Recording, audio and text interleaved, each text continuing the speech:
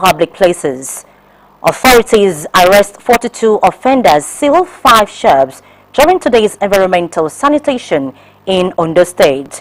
Ahead 2023, Labour Party mulls merger with New Nigerian People's Party as joint partners submit alliance report. And ASU tackles politician over call for ban of unionism in tertiary institutions.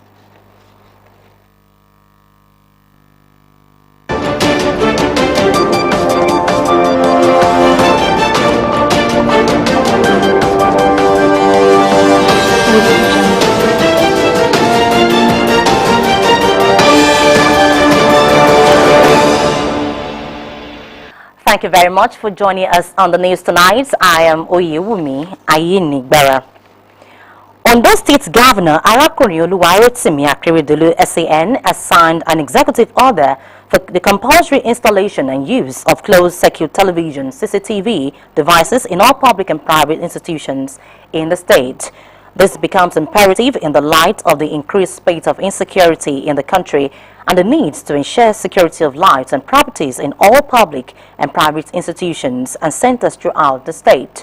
According to a statement by Chief Press Secretary Richard Olatunde, the governor said the executive order is to be enforced at all religious places of worship, financial institutions, event centers, supermarkets, educational institutions, relaxation centers, health centers, and other places regularly used by the public. More groups have continued to provide liveliness for victims of our terror attack.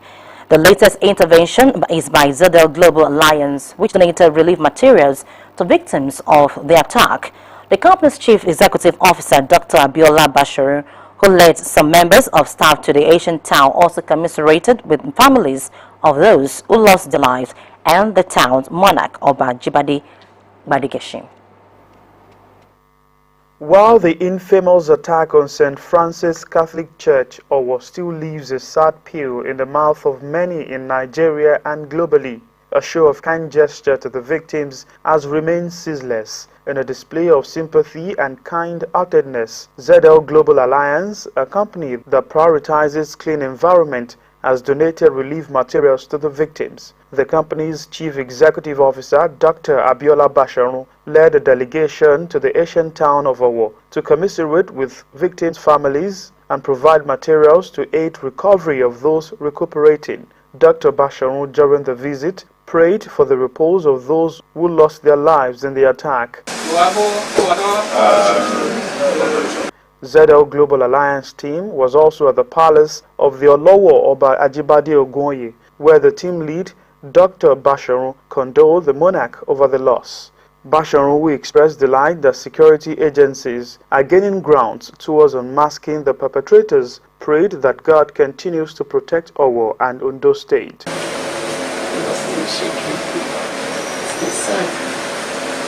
But like he said, my Lord's cats were lions, and the Lord will catch them.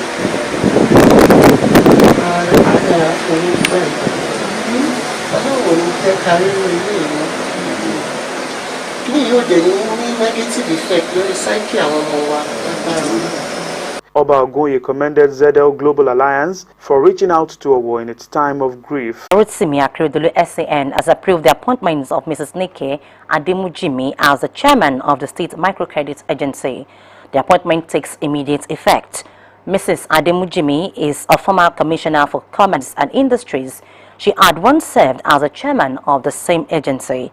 The appointment is part of this effort of the governor to strengthen the empowerment of market women and artisans as well as productive and enterprising citizens of the state. Governor Akeredolu congratulates the new chairman while charging her to deploy a wealth of experience in the discharge of her duties. Also, Governor Oluwarotimi Akeredolu has congratulated the Lagos State Governor, Mr. Babajide Sanwo-Olu, on the occasion of his 57th birthday. Akeredolu described Sanwo-Olu as a rare gem whose reign in the center of excellence has brought progress and development. In a statement signed by the Chief Press Secretary to the Governor, Richard Olatunde, Governor Akeredolu hailed Sanwo-Olu's commitment and dedication to service of the people. Governor Akeredolu prayed God to grant the Lagos State Governor unending peace and good health while wishing him a prosperous birthday. You're still watching Osrc News at 7. After the break, we'll bring you more stories. Please stay with us.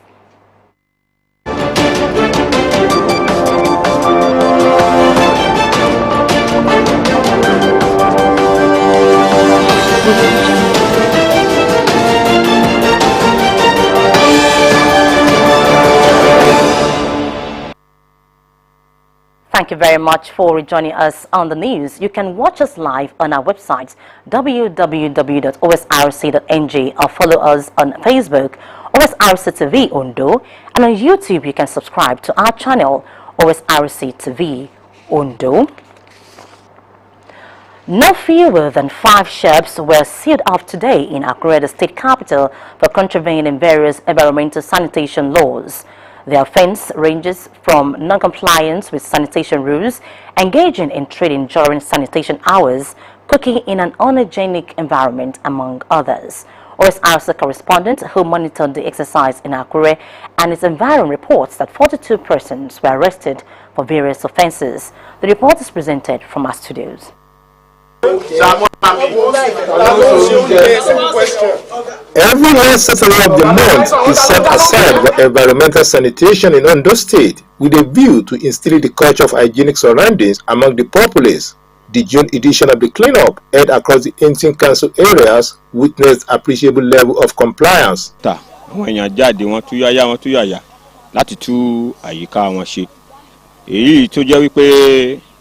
Láti bí ọdún bí mẹ́fà sí méje sẹ́yìn ìjọba ti Akeredolu yàtọ̀. Environmental officials stationed at various locations were busy ensuring the 3-hour restriction of human and vehicular movement is strictly adhered to by all and sundry. Commissioner for Environment, Mr. Sunday Akinwalere, led the crew of monitoring officials. Mr. Akinwalere, who frowned at the attitude of some drivers who abort passengers at parks during the environmental sanitation, warned of dire consequences for all offenders. They should realize that the environment is all us, and we should manage our environment better than ever, so that diseases that are environmental borne are obviated. We are able to make some arrests, and I think those people will be taken to the law court so that whatever the law demands, they will bear. The chairman of the State Special Committee on Waste Management, Mr. Kehinde Badejo, assured residents of Orita Obele, Aule, and other communities of more proactive waste evacuation in the coming days. Some of these areas, the people that were allocated the places to had left the service. They are no more, maybe they felt it's not profitable or their vehicle is not good, so they are no more participating in it. But as much as possible, we are looking for people to replace them.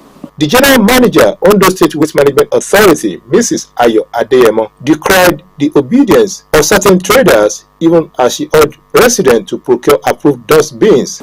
The food seller were cooking, doing buying and selling in the garage, and likewise other places. To some extent, is fear. We only need to encourage people to please key into this exercise, because the exercise is very jammy. Sanitation is very, very important, because prevention is better than cure. It's better for one to keep his environment clean, so that we're free from epidemics or any other health-related diseases. Waste vans were sighted in and around Akure metropolis to ensure that the quest to regain the status of one of the cleanest throughout the Federation is on course. Meanwhile, the bushy, median, along major roads and unkempt environment in government offices in Akure, the state capital, have started receiving attention from appropriate quarters. Confirming the developments to newsmen, Ondo State Commissioner for Environment, Sunday Akindolire, said clearing of the bushes, which are fast becoming an embarrassment to the people, has commenced from Alagbaka access and will soon get to other parts of Akure. The commissioner, who said government is poised to make life easy for citizenry, appealed for cooperation from the public. He said Ondo State government will not relent in its efforts at making the state one of the cleanest states in the country.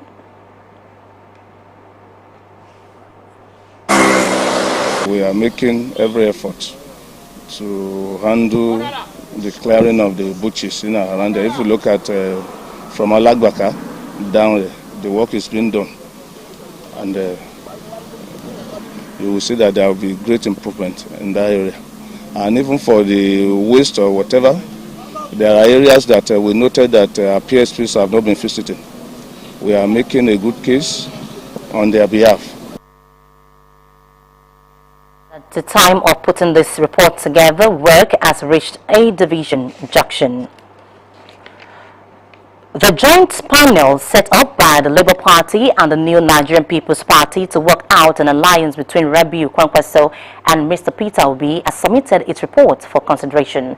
Kwankwaso, a former Kano State Governor and presidential candidate of the NNPP, is said to have a strong followership in the north with his Kwankwasiya movement, while Obi, a former Anambra State Governor and LP presidential candidate, is having an increasing support base among youth in the southern part of the country and the social media. While it is no longer possible for political parties to merge in line with Section 81 Subsection 2 of the Electoral Act, both presidential candidates are working on a joint ticket with the hope of defeating the ruling All Progressives Congress, the opposition People's Democratic Party, and others in the February 25, 2023 presidential election. A former chairman of the Academic Staff Union of Universities of Port Harcourt branch, Dr. Austin Sado, has ascribed the call for the ban of the union as absurd and irrational. A member of the National Caucus of the All Progressives Congress, Chief Sam Nkire, to consider banning ASU, alleging that the union had stifled the development of tertiary education and trying to bring the government and the society to its knees. But Sado, who spoke in an interview with journalists, expressed shock that a party leader could call for the prosecution of a union as a result of a problem caused by the government.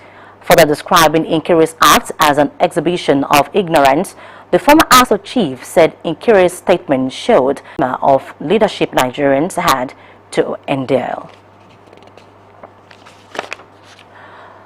The federal, state, and local governments shared a total of 680.783 billion naira as federation allocation for the month of May 2022. The sharing agreement was reached at the Federation Account Allocation Committee meeting held in Abuja. A statement by the Ministry of Finance said the amount was inclusive of gross statutory revenue, value-added tax, and electronic money transfer levy. While the federal government received 229.563 billion naira, 36 states received 241.824 billion naira, while local government councils got 175.742 billion naira. Because children are far away, so I'm missing him very much. These are so many challenges confronting widows on a daily basis, hence the need for extra care from their fellow humans. It has been a bit difficult, looking at the situation of the country. It is not easy at all. Things are very costly. The little money that one is getting, you only spend on food. Many who could not speak on camera recounted different confrontations from their husbands' relatives, thereby compounding issues for them. These include obnoxious cultural practices, injustices against their status, long mourning period, and disinheritance.